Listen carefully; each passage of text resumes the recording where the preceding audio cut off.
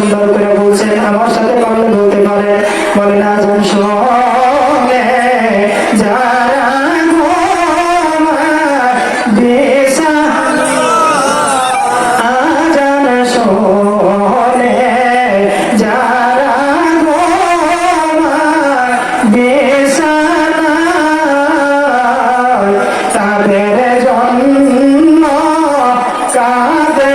নবী মদিনায়, তাদের জন্য কাঁদে নবী